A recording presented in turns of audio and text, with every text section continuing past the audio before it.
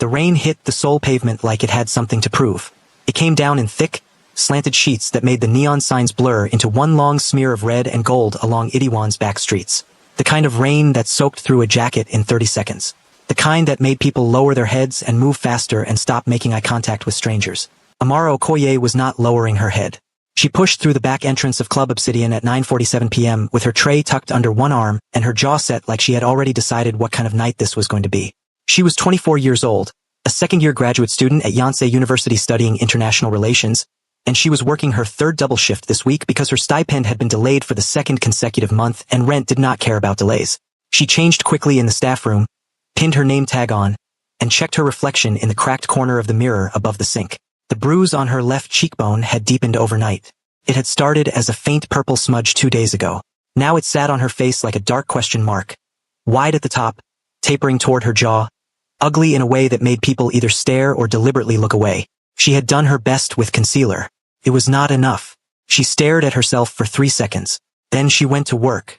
Club Obsidian was the kind of establishment that did not advertise, did not have a website, and did not need either. Its clients arrived in black cars and left the same way. The interior was all dark marble and amber lighting. Low tables draped in black cloth, booths that wrapped around their occupants like closed hands. The music was always live. A jazz trio on Tuesdays and Thursdays, a solo pianist the rest of the week, and it played at a volume designed for conversation, not escape. The staff knew 3 things without being told. Move quietly, remember faces, and never ask questions about the men in the back booths. Amara moved through the floor with practiced efficiency. She had been working here for 4 months. She knew which regulars liked their whiskey neat and which ones wanted ice they would never use. She knew that the man in booth 7 always left an overgenerous tip and always looked at her in a way that made her skin crawl. She knew that the bar manager, a thin man named Choi with reading glasses perpetually perched on the end of his nose, ran a tight, quiet ship and had a particular dislike for drama. She was halfway through her second round of the floor when the door opened. She did not look up immediately. She was pouring a measure of Johnny Walker Blue into a crystal glass for a client who was in the middle of a phone call. But she felt the shift in the room the way you feel a change in air pressure before a storm. Not through any single sense, but through all of them at once. Conversations dipped. Heads turned fractionally. The pianist's tempo did not change, but the bartender straightened almost imperceptibly. She looked up. Kang Min-jae walked into Club Obsidian the way a fire walks into a room. Not loudly, not dramatically, but in a way that immediately reorganized everything around him. He was tall for a Korean man, broad-shouldered, dressed in a dark charcoal suit with no tie. His face was striking rather than handsome. Strong jaw, heavy brows, the kind of eyes that had stopped being surprised by things a long time ago. He was 31 years old. He looked like someone who had made decisions that cost people something and had learned to carry the weight of those decisions without letting it show. 2 men flanked him. They were larger than he was and said nothing and watched everything. Min-jae did not look around the room the way most people did when they entered a space. He did not scan for threats or acknowledgement. He simply moved toward the back corner booth with the certainty of a man who had never once had to wonder whether the seat would be available. It was always available. Amara returned her attention to her client, finished pouring, set the bottle down and moved on. She was collecting empties from a low table near the center of the floor when it happened. She did not hear him approach. She did not see him move. She simply became aware, with a sudden sharp clarity, that someone had stopped very close to her. She turned. Kang Min-jae was standing 2 feet away, looking at her face. Not at her, at the bruise. His eyes had settled on it with an intensity that was different from the staring she had grown accustomed to. It was not prurient. It was not embarrassed. It was the focused attention of someone who recognized something and was now deciding what to do about the recognition. The room had gone quiet. Not completely. The pianist was still playing, the bartender was still moving. But the human sounds, the murmur of conversation, the clink of glasses being lifted, had fallen away in a radius around them as though silence were contagious. He reached out and took her wrist. Not roughly. Not with the grip of someone asserting dominance. It was almost careful, the way you might steady something that was about to fall without actually believing it would fall. Who did that to your face? His voice was low. It did not need to be loud. In the quiet of the room it carried perfectly. Amara looked at him. She had been warned about Kang Min-jae. Every member of the staff had been warned about Kang Min-jae. Choi had pulled her aside on her first week and explained, with the economical clarity of someone describing a weather pattern, that the man who owned this club had connections that went very deep and a reputation for reacting badly to inconvenience. He had used the word badly in a way that clearly meant something far more specific and far more serious than the word usually implied. She knew who he was. She knew what he was. She looked at him with no fear. Men who should be afraid of you, she said. The silence in the room became absolute. Min Jae's expression did not change. He studied her for a long moment. This Nigerian woman in a cocktail waitress uniform with a bruise on her face and eyes that were meeting his without flinching. And something moved behind those still, dark eyes. Not warmth. Not admiration, exactly. Something more like the recognition a chess player feels when they realize mid-game that the opponent they dismissed is playing a completely different strategy than the one they assumed. He released her wrist. He said nothing further. He walked to his booth. The room slowly, carefully resumed breathing. Amara picked up the empty glasses she had been collecting, set them on her tray, and walked back toward the bar. Her hands were perfectly steady. It was only when she set the tray down on the bar counter that Choi leaned close to her and said, very quietly, "What did you just do?" And she realized that the steadiness in her hands was the particular steadiness that comes not from calm but from the decision to be calm. From choosing, one breath at a time, not to let the fear show. She poured herself a glass of water, drank it slowly. "I answered a question," she said, but that was not the whole truth. She had been waiting for a moment like this for 3 weeks. She had been building toward it without knowing exactly how or when it would arrive. She had carried the evidence in a sealed envelope in the back of her textbook bag for 11 days. Adding to it slowly, piece by piece, each new photograph or location note added with the careful, methodical attention of someone who understood that the thing they were constructing was either going to save lives or get them killed, and possibly both. What Amara Okoye had discovered 6 weeks ago had started as something small. She volunteered twice a week with a grassroots organization called the Migrant Women's Safe Harbor. It had no official Korean name, operated from a rented office the size of a walk-in closet in Dongdaemun, and was staffed almost entirely by volunteers, most of them foreign students. They offered language support, legal guidance, emergency housing contacts. They helped women navigate a system that had been designed, at almost every turn, without them in mind. 3 months ago, a Ugandan woman named Grace had arrived at the office. She was 22 years old. She had come to Korea on a work visa arranged by a recruiter who had contacted her family in Kampala with the promise of employment at a reputable Seoul restaurant. The restaurant did not exist. Grace had been held for 5 weeks in what she described as a small house in Mapo district before she managed to escape during a transfer. She had walked for 2 hours before finding a convenience store whose owner called the police, who released her after taking her statement because her visa was expired and they had paperwork issues they didn't want to deal with. She had found her way to Safe Harbor through a torn flyer she'd picked up in the subway. Grace was the first. Over the next month, 3 more women arrived with variations of the same story. Different countries of origin: Ethiopia, Nigeria, the Philippines. Same basic structure.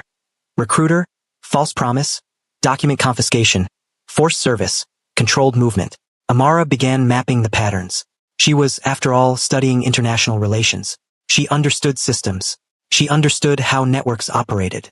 She had spent 2 years learning to trace the architecture of power, how it moved, how it hid, what it looked like from the outside and what it actually was from the inside. She pulled the threads carefully, cross-referencing the locations the women described, the names they had overheard, the vehicles they had been transported in. The name that kept appearing, whispered with a particular quality of fear, was not a name at all. It was a title. The Korean word for it translated roughly as the boss of the Kong organization. When she first heard the connection to the nightclub where she worked, she had felt something cold move through her. She had considered quitting. She had spent an entire night sitting on the floor of her apartment with her laptop and her notes and a cup of tea that went cold while she sat very still and thought about the difference between the things that were her problem and the things that were not her problem and whether that distinction actually held up under moral scrutiny. It did not. She had kept working. She had kept volunteering. She had kept collecting names and locations and cross-reference details, and she had kept showing up at Club Obsidian 3 nights a week in her uniform with her tray and her practiced professional expression. Then, 11 days ago, she had gone to a safe house in Guro that one of the women had identified.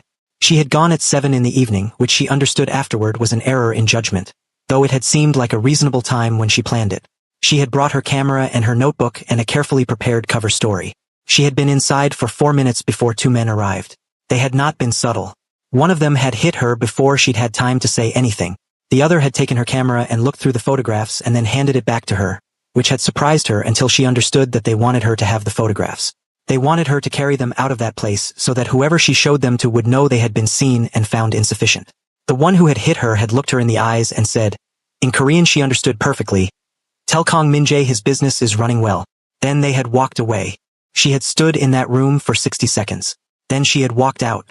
Then she had walked to the subway. Then she had ridden home. Then she had sat on her apartment floor again, this time with ice wrapped in a dish towel pressed against her face, and she had been very quiet for a long time. In the morning she had made a decision, and now she was here in Club Obsidian, and Kang Min-jae had looked at her face, and she had said what she had said, and the door was open. She just needed to figure out how to walk through it without getting herself killed. That was the question she was still working on when the shift ended. Min-jae sat in his booth for 2 hours. He drank 2 glasses of whiskey, which was unusual. He normally had 1. He held meetings with 2 different associates, both brief, both conducted in voices too low for anyone outside the booth to hear. He signed something. He reviewed something on his phone. He did all of this with the automatic precision of a man whose mind was only partly on the tasks in front of him. He kept thinking about the woman. He had noticed her before in the peripheral way he noticed things in his own establishment. Her name was on the staff list, she was on the approved rotation, she had been vetted. Amara. Nigerian graduate student, no record, no known associations. He had noted her the way he noted all the details of an environment he was responsible for and had not thought about her specifically since. But the bruise had stopped him. It was not that he was unacquainted with violence. Violence was a language he had been fluent in since he was 19 years old. He had seen it cause damage of every variety. He was not squeamish about it. What stopped him was the phrasing she used. Men who should be afraid of you. Not men who work for you. Not your men. Men who should be afraid of you, which implied they were not afraid. Which implied they had done this in proximity to his name and his organization without the correction that such proximity should provide. Which implied one of 2 things. Either someone was operating in the shadow of his reputation without his knowledge, or someone within his organization had decided that he need not know certain things. Neither possibility was acceptable. He called Park Sung-ho, his head of intelligence, before he reached his car. The waitress at Obsidian, he said. Amara Okoye. I want everything. How soon? Tonight. He rode back to his apartment in Hanam-dong in silence. The city moved past the window in its usual organized chaos. The lights, the traffic, the enormous glowing persistence of Seoul at night. He had grown up in this city. He had learned its structures and its hidden geometries and its unspoken negotiations between the official and unofficial versions of itself. He understood it in a way that went beyond affection or resentment. It was simply the medium through which he moved. He poured himself a 3rd drink, which he almost never did, and sat by the window, and thought about a woman who had looked at him without flinching. In his experience, one of 2 kinds of people looked at him that way.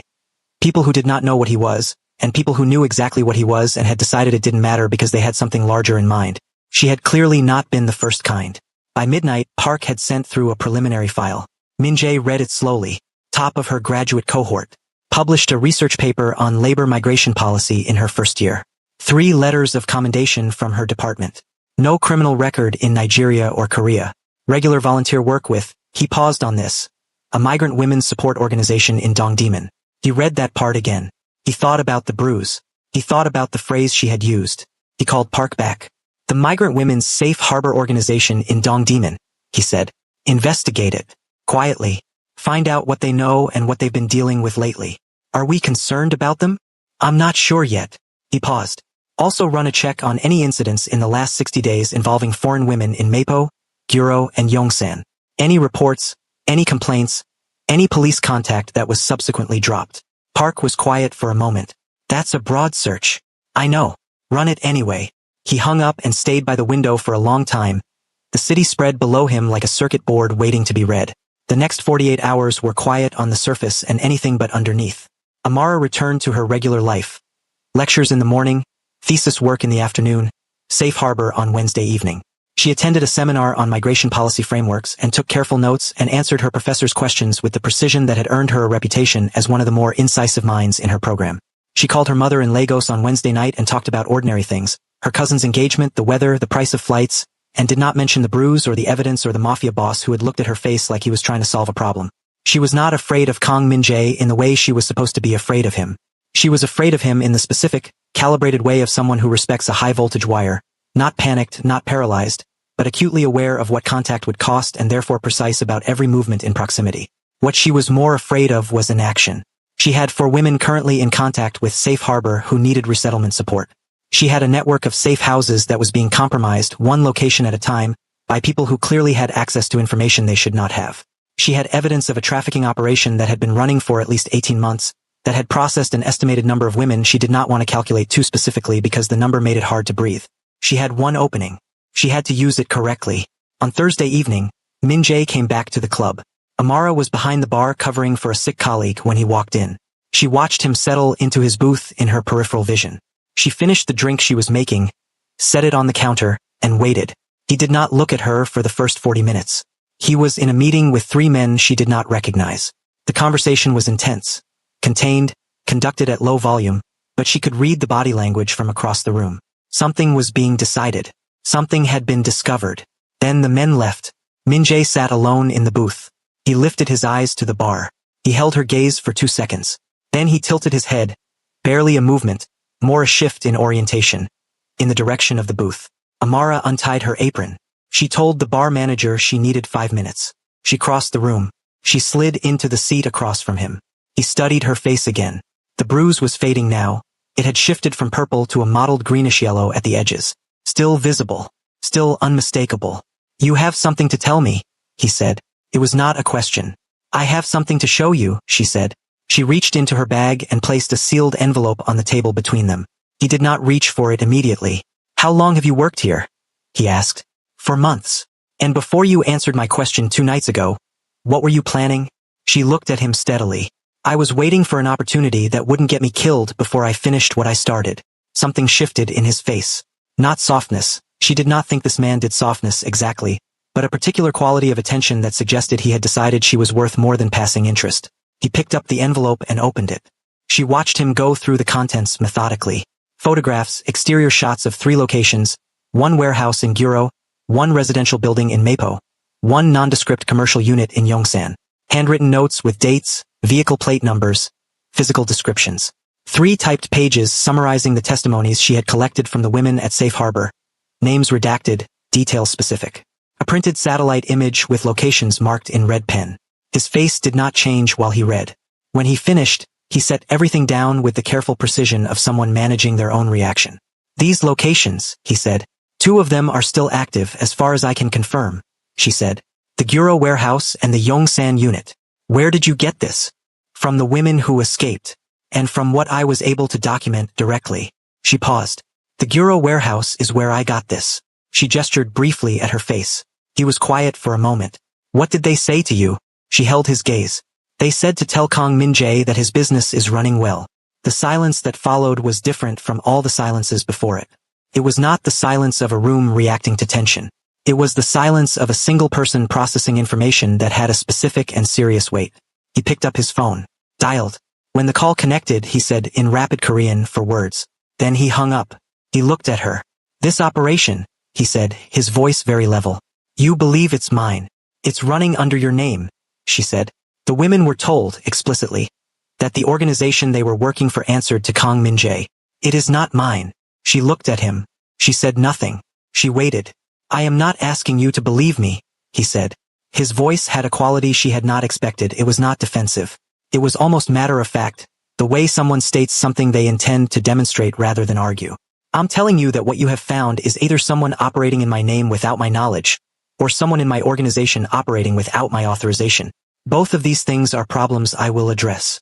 There are women in those locations right now," she said. "I know. The women who came to us were not the only ones. I know that too." He held her gaze. "I need 24 hours. She wanted to push. She wanted to say 24 hours was too long, and that she had no reason to trust him, and that every hour of delay had a human cost he could calculate as easily as she could. All of this was true. She kept it behind her teeth. 24 hours, she said. "Then I go to someone else." She stood up, put her apron back on, and returned to the bar. Min-jae sat in the booth for another 10 minutes, looking at the contents of the envelope, and something happened in his face that was not quite visible from the outside.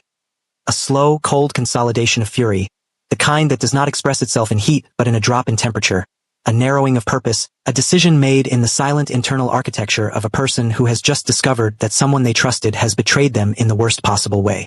He had known Director Han for 9 years. Han Jae-wook was 52 years old, a former police detective turned fixer turned senior lieutenant in Min-jae's organization. He had been with Min-jae since Min-jae was 22 and had been operating with a seniority that bordered on partnership. He was the man Min-jae trusted to run the Eastern operations, the clubs, the legitimate business fronts, the network of contacts in law enforcement that kept the organization's interactions with the legal system manageable. When Park Sung-ho came back to Min-jae at 2 in the morning with the results of his cross-check, Min-jae sat with the information for a long time without speaking. The pattern was precise and damning. Han had been running a parallel operation for 22 months. The trafficking network used Min-jae's organizational infrastructure, the transport contacts, the commercial property network, the law enforcement relationships, without Min-jae's knowledge, concealed in the gap between legitimate operations and bookkeeping that Han himself managed. The organizational name was used not just as cover but as active enforcement. Women who attempted to report or escape were told, credibly, that the Kong organization would find them. Han had weaponized Min Jae's reputation against people who had no one. Min Jae stood up from the desk where he had been reading and walked to the window and stood there for a long time. There were rules in his world. Not the rules printed in newspapers or spoken in courtrooms, different rules, older in some ways, rooted in the particular social contract of the life he had chosen. Some of those rules were brutal in ways the outside world would find difficult to defend. He did not pretend otherwise. But among them was this: you did not destroy people who had nothing. You did not make your power out of the suffering of the powerless. Not because it was illegal, legality was a flexible concept in his line of work, but because it was the line between a criminal and a predator, and Min Jae had spent his entire adult life on one side of that line. Han had crossed it. Using Min Jae's name, using Min Jae's organization, using Min Jae as unwitting cover. He called Park. Find Han. Tell him I want to meet tomorrow afternoon. Do not say anything else. He paused. And pull 3 teams. I want them ready at the Guro and Yongsan locations by tomorrow evening. For what purpose? Extraction, Min Jae said. We're emptying both locations. There was a pause. Park understood what this meant. What about Han? Han is separate, Min Jae said. Handle him carefully. He hung up. He thought about Amara Okoye sitting across from him with her jaw set and her bruised face and her envelope full of evidence that she had collected at physical cost to herself. Alone, without resources, without backing, without any of the infrastructure he had at his disposal, and had brought to him not because she trusted him but because she had calculated that he was the only lever available that was large enough to move what needed to be moved. He had 24 hours. He intended to use them. What Min Jae did not account for, could not have accounted for, because it required a level of paranoia he had not thought to apply to someone he had known for 9 years, was that Han already knew. Han had been managing the risk of discovery for 22 months with the same practiced attention to detail he applied to everything. He had people watching Park Sung-ho's movements. He had access to certain communication channels that Min Jae believed were secure. When Min Jae made his calls at 2 in the morning, Han received a brief message by 6. He spent the morning making his own preparations. And he made a decision about Amara Okoye. She was leaving her afternoon seminar at Yonsei when they took her. It was clean and fast. A white van, 2 men. A side street she cut through because it saved 3 minutes on her walk to the subway. One of them was at the entrance of the alley before she realized she had made an error in judgment. The other was behind her.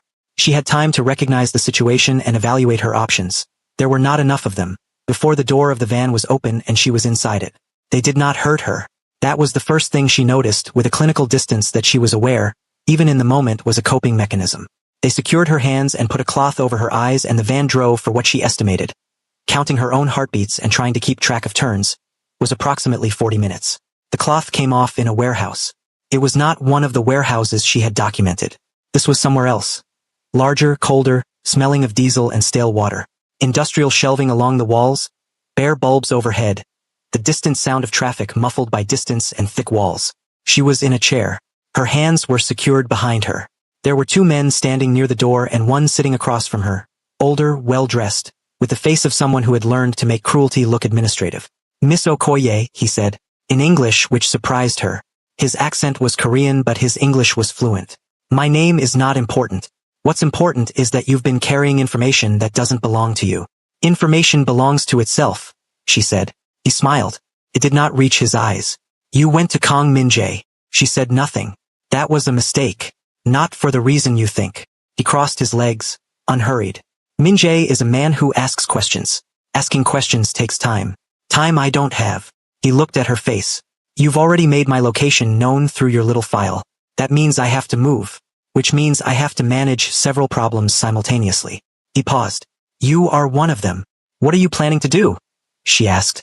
Wait, he said simply, and send a message. One of the men near the door produced a phone, took a photograph and sent it. Amara sat in the chair in the cold warehouse and did what she had done before, in smaller moments of fear. She breathed and she counted, and she thought with the clear, functional part of her mind that was still operating regardless of what the rest of her was feeling. She thought about the evidence she had given Min Jae. She thought about the 24 hours she had given him, and whether that was still in effect, and whether it mattered. She thought about whether she had made a catastrophic error in judgment by trusting a man she had no business trusting. Then she stopped thinking about that because it was not useful and started thinking about exits. Min Jae received the photograph at 4:47 p.m. He was in a car on his way to the meeting with Han, A meeting that he now understood, with the cold clarity of the photograph on his phone, had been engineered to keep him occupied while this happened. He looked at the photograph for exactly 2 seconds. Then he called Park. Han set this up, he said. The words were absolutely flat. He has the woman. Find the location. We're working it. The van that took her. I need an address, not a vehicle. Where would he go that he controls and that isn't in our files? He was already thinking. The commercial network. The properties he manages outside the Eastern operation. What does he have that I haven't touched in the last 12 months? Park was typing. There's a warehouse complex in Cinderim, registered to a shell company Han set up 4 years ago. It was listed as dormant in our records. That's it. He was already rerouting the car. How long? 25 minutes. Maybe less. Get the teams moving. I want them there first. He thought for half a second. No police. This is handled inside. He hung up. In the car, he sat with a stillness that his driver, who had worked for him for 6 years, recognized and respected. It was not the stillness of calm. It was the stillness of someone who had already made every decision and was now simply moving through the space between the decision and the execution. He thought about Han. 9 years. He turned the number over in his mind and felt the specific quality of fury that comes not from surprise. He was past surprise now, but from the understanding that trust had been manufactured and maintained with expertise, that the betrayal had been structural rather than impulsive, that someone had looked at him, day after day, across tables and through phone calls and over shared meals, and had been running this other thing in the dark all along. He did not let himself think about what might be happening to Amaro Okoye while he was thinking about Han. He let himself think only about speed. The warehouse was exactly where Park said it was. Min Jae's advance team had arrived 6 minutes earlier and confirmed 2 guards at the exterior and at least 3 individuals inside.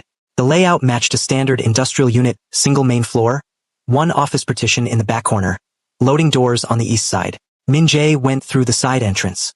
What followed was not the choreographed action of a film. It was faster and louder and considerably more disorienting. 2 of Han's men were down before Amara fully understood that the warehouse had been breached. The sound of the door coming open, the sharp, controlled shouts in Korean, the crash of something being knocked over near the shelving. She twisted in the chair trying to see what was happening and managed to get herself sideways and nearly onto the floor. A hand caught her before she fell. She looked up. One of Min Jae's men, young, serious, wearing all black, steadied her and produced a knife and cut the plastic securing her wrists. She stood up, her hands tingling with returning circulation, and oriented herself. The warehouse was in controlled chaos. Min Jae's people were organized and efficient. Han's men, outnumbered, were not resisting in any meaningful way. Through the noise she could see Min Jae himself at the far end of the warehouse floor, and she could see Han Jae-wook standing near the office partition, composed, almost relaxed, in the way of someone who is prepared for a confrontation and decided in advance how to perform it. She could not hear what they were saying at first. She moved closer. Thought I would never connect it to you, Min Jae was saying. Han's expression was the careful neutral of someone navigating a position from which all the obvious exits had been closed. I was managing something you wouldn't manage yourself, he said. You have a particular. He searched for the word. Sensitivity. About certain kinds of business. Say what it is, Min Jae said. Han looked at him. Women. Foreign women. In transit. It's been running for under 2 years, and it's generated more revenue than 3 of our legitimate operations combined.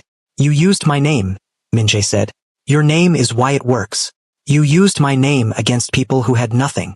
Han's composure cracked very slightly, at the edges. Something like contempt moved across his face. You built an empire on fear, he said. Don't stand in front of me now and pretend you're something else. You built all of this. He gestured around himself, at the warehouse, at the men, at the entire architecture of a criminal organization. Don't pretend your hands are clean because you drew a line at this particular thing. The silence between them lasted perhaps 4 seconds. You're right, Min Jae said. His voice was quiet. I built this, and everything that operates under my name is my responsibility, including this. He paused. Which is why I'm ending it. Han started to speak. Min Jae had already turned to Park. What happened in the following minutes was decisive and thorough and not something Amara watched in its entirety. She moved away. She sat down on a crate near the wall and breathed. The tingling in her hands was fading. Outside, through the high warehouse windows, the sky was dark. She had lost track of time and now tried to reconstruct it. Late evening. Maybe 8 o'clock. Min Jae found her sitting there 10 minutes later. He came and stood a few feet away and looked at her. He did not say anything for a moment. Are you hurt? He asked. No. She looked up at him. The women at the Guro and Yongsan locations. My people are at both sites now. He pulled out his phone, checked a message, showed her the screen. 2 teams. Confirmed entry. He watched her read it and then put the phone away. They'll need support. Medical, housing, documentation. She looked at him. Your organization, she said. Safe Harbor. Tell me what you need. There was a long pause. Outside she could hear cars. Normal city sounds, filtering in through the walls. The ordinary world continuing. You built this empire, she said. Not as an accusation now, more as a statement of record. All of it. And the women in those locations. They suffered because your name was big enough to silence them. She held his gaze. I'm not asking you to undo it. I know you can't. But I need to know. Not for me, I don't need it for me. I need to know what you're going to do. He was quiet. It was a different kind of quiet from all the others tonight. This one had weight in it and a particular quality of honesty that did not come from choice but from the absence of the usual options. There was no performance available here, no strategic deflection, no managed impression. There was just the question, and whatever answer he had that was actually true. I'm going to destroy what Han built, he said. Every location, every contact, every piece of infrastructure. It ends tonight. He paused. And I'm going to give you whatever you need to help the women who are already out. Resources, contacts, access to information. He held her gaze. I cannot undo what was done. I can tell you that I didn't know, and you can decide whether that matters. And I can tell you what I'm going to do, and you can decide whether to believe it. Amara looked at him for a long time. It's a start, she said. She stood up. She was steady on her feet. I need to call my coordinator at Safe Harbor. And then I need to be at the Giro location when your people arrive. She looked at him. Are you going to try to stop me? No, he said. Then let's go. They worked through the night. It was unglamorous work and exhausting work and necessary work. Amara connected with her Safe Harbor coordinator, a Korean-Nigerian woman named Ji-Yun who had been running the organization for 4 years and who received the news of the 2 rescue operations with the steady, slightly overwhelmed efficiency of someone who had trained for exactly this scenario and was now learning that the training was never quite enough for the reality. Min-jae's teams had found 11 women at the 2 locations. 11. The number settled into Amara's chest with a weight she kept carrying and did not put down. 11 women in varying states of physical and psychological distress, speaking 6 different languages among them, all requiring immediate support. Min-jae was on the phone, continuously, directing the dismantling of Han's network with the systematic thoroughness of a man demolishing something he understands structurally from the inside. He provided addresses. He provided names. He provided access codes to communication channels that Han had operated through intermediaries. By 3 in the morning they were sitting in the Safe Harbor office, which was barely large enough for the 5 people currently in it, and Ji-Yun was on one phone and Park was on another and Amara was making the 5th cup of coffee on the small electric kettle and Min-jae was sitting in the one chair that hadn't been commandeered, reading through the legal options for the women's status that Amara had printed and left on the desk. She handed him the coffee without thinking about it. He took it without looking up. It was a normal gesture. It was also entirely surreal. She was in a supply closet masquerading as an activist office with a Korean mafia boss at 2 in the morning, and they were both trying to solve the same problem and the coffee was too strong and the fluorescent light above them buzzed with a slightly irregular rhythm and none of this was what she had imagined when she'd first made the decision to pursue this. She sat down on the floor, her back against the desk, her knees up. 11, she said, not to him specifically. To the room. He understood what she meant. Your file estimated more. My file was conservative. She stared at the opposite wall. The ones we don't know about yet. The ones who are still somewhere. She stopped. He said, after a moment, we will find the rest of the network. How long will that take? Weeks. Maybe longer. He paused. I have more resources than you do. I noticed. Something that was almost humor crossed his face. Very brief. Gone before she could be certain of it. I'm going to need your files. Everything you collected. The testimonies, the locations, the patterns you mapped. She looked at him. You're not the police. No. The police need this information. They will get it, he said. But they will get it after we have finished.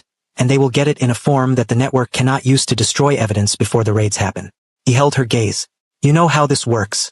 If it goes through official channels first, people talk. People with money and connections and lawyers make calls. Evidence disappears. Women disappear. He paused. Let me handle the infrastructure. Then the police can have what's left. She thought about this for a long time. She thought about the ethical dimensions of what he was proposing, which were real and complicated, and would make for an interesting thesis chapter. She thought about the 11 women currently being processed through Safe Harbor's emergency network. She thought about the names she did not yet have. You make the calls, she said finally. I'll be in every room. He looked at her. You're not going to trust me off-site, he said. It was not an objection. It was an observation. I'm not going to trust anyone off-site, she said. That's not personal. It's practical. Yes. He nodded. Then you'll be in every room. The weeks that followed were unlike anything in Amara's previous experience. She suspended her thesis temporarily. Her supervisor, who had heard a version of events that was substantially incomplete, described it in the documentation as a field research period, and told her she had a semester to complete the deferral, which was extraordinarily generous and suggested he understood more than she had told him. Min-jae dismantled the trafficking network with the precision of someone who had built things of comparable complexity and understood how to take them apart. 14 locations were identified and neutralized. 23 additional women were found and brought into Safe Harbor's extended network. 6 men connected to the operation were turned over to the police through channels that were technically anonymous but practically transparent to anyone paying attention. Amara was in every room. She and Min-jae developed a working relationship that was, by any reasonable description, strange. He was a man accustomed to giving orders in rooms that did not question him. She was a woman who questioned everything as a professional habit and a personal philosophy. Their first week of working closely together produced 4 significant arguments, one of which lasted 40 minutes and ended with both of them looking at a map in silence before Min-jae said, "You're right about the timeline," in a tone that suggested this was not something he said often. She said, "I know." He had looked at her then with that expression she was learning to recognize, the chess player's look, the recalibration of an assumption, the slight widening of interest. The police raids came on a Thursday, 3 weeks after the warehouse. Amara was not there for them. She was at Safe Harbor, coordinating support for the women who had been identified, managing the influx of cases that the raids had surfaced. She watched the news coverage on Ji-yeon's laptop, the official statements, the footage of locations being secured, the brief official comments about an international trafficking network dismantled. Min-jae's name was not mentioned. She had complicated feelings about this that she examined with honesty and set aside, for now, in favor of the work that still needed doing. It was 6 weeks after the warehouse when he came to find her. She was on the rooftop of the Safe Harbor building, a small access rooftop, barely big enough for the 2 plastic chairs and the potted plant that Ji-yeon had placed there in a persistent attempt to create what she called a decompression space. Amara used it in the evenings when the office was still running and she needed 20 minutes of cold air and silence. Seoul spread below and around her. The city at night was always the same argument. The towers and the streets and the light everywhere, the density of it, the weight of all those lives layered on top of each other in a space that had decided to be one of the most intensely urban places on the planet. She had come from Lagos, which made its own argument for density and intensity, and there was something in the comparison that she found interesting from an intellectual distance and exhausting up close. She heard the door.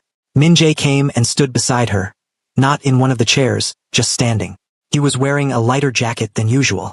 He looked less armored than she was accustomed to. "The last 3 locations have been handled," he said. "I know. Park sent the confirmation this morning." He nodded. They stood in silence for a moment. "The organization is changing," he said. "Not entirely." "I'm not," he paused. "I'm not going to tell you I'm something I'm not. But the trafficking network is gone, permanently, and 3 of the eastern operations are being converted to legitimate businesses." He paused again. "Your organization will receive a donation. Anonymously. Enough to sustain operations for 3 years." She turned to look at him. "I can't tell Ji-yeon it's from you." "I know. She'd refuse it." "I know that too. She'd be right to." "Probably." He looked at the city. "But it will still help." Amara was quiet for a moment. Then, "Why are you telling me, if it's anonymous?" He turned to look at her. "Because," he said, "you were the first person in a long time who looked at me like I could be better than what I am." He held her gaze.